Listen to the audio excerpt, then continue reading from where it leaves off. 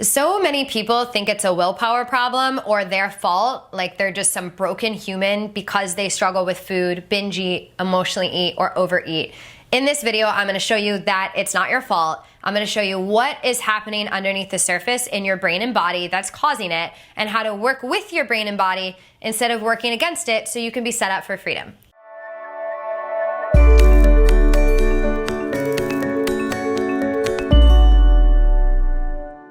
I'm Brittany Brown, founder of Beating Binge Eating. I've helped thousands of women heal their relationship with their body and food. And just in these last few years alone, we've had over 600 women run through our Beating Binge Eating Blueprint program. And the results are incredible with these women, but the one thing that I think stands out the most is the deep knowing that they are not flawed humans, that they are not broken, that there is nothing wrong with them.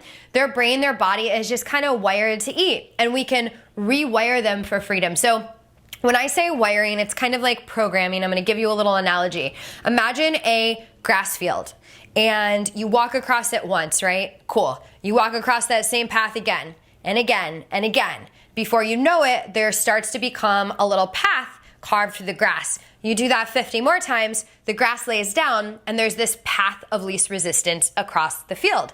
Now, every person that walks by this field probably walks that path instead of walking all the way around it because it's easier. It's the path of least resistance. So in your brain, there's little neural pathways. I'm not gonna go too nerdy science on you, but I'm gonna share a little bit. So there's these little pathways, right? And if you've walked this path of dieting, binging, if you've walked this path of stress, overeating, if you've walked this path of every day I get home and scour the cabinets and eat, this path is going to become your path of least resistance. Now, the cool thing with the brain is it does try to make everything automatic, and you're really lucky for this because there's unlimited information. It would overwhelm us if the brain didn't have systems to make things kind of automatic and habit-like for us. So it's trying to make things automatic, and it's also trying to preserve energy. So if there's a path that's not being used, eventually that path will prune away. So imagine now you don't walk this path for a month and all of a sudden grass grows over it. That path is gone.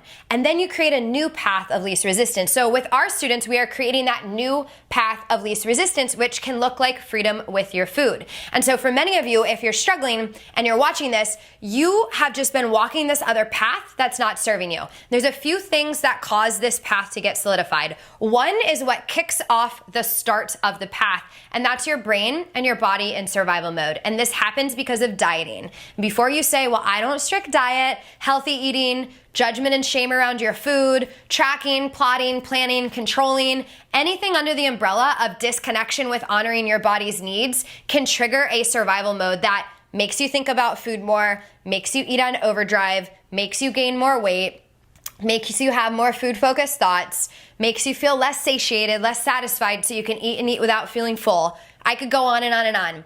These are reactions to a survival mode in the body. And what that does is it points your brain on overdrive to eat food. And so picture you at the beginning of this little path, and there's food at the end, and you're in survival mode. You are going to run that path really quickly, and this path is gonna get solidified. Another thing, like I mentioned, is, brain wants to make things automatic. So there's this automatic path happening. And then what happens at the end of the path is there is a reward.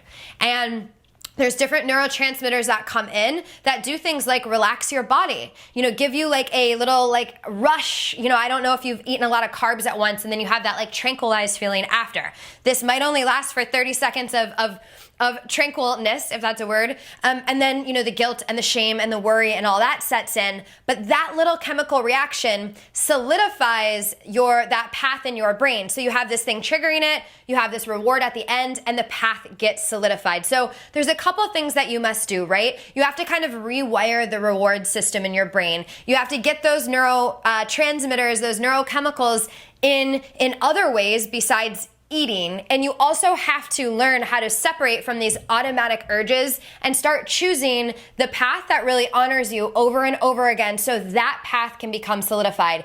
And what's cool about this, like I mentioned, is the path that's not being used anymore dies off. And that means that you don't have to be binge eating and fighting your binge urges for the rest of time as you practice this new way of being and affirm it and work with it and get it more second nature. It becomes automatic and it becomes a part of who you are. For me personally, I will never binge again. And it's not because I've learned how to cope with my urges. I don't have urges. They're not existent. Our students don't have urges. The women on my team who struggled with binge and emotional eating and weight struggles don't have urges. And that's because of this process of reconditioning. And you can recondition your brain for freedom. And this is my specialty. It is our thing. This is what we do. You can take your power back. And I made you a free training that talks about this, talks about the brain science. It shows you the signs that you're wired to binge and how to break free from this for good. For good. And I don't mean, a lot of people say break free because they give you like a toolkit to deal with urges.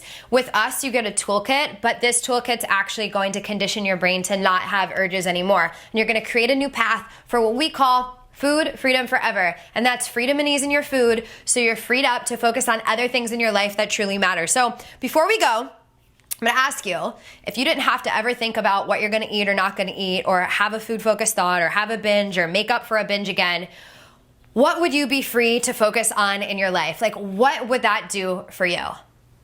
And if that thing's important to you, then please, before you go, click that link below this video, get the free training. This free training will walk you step by step into food freedom forever and set you up for success so you can focus on that thing that truly matters. So go get that training now, and I will see you in the next video.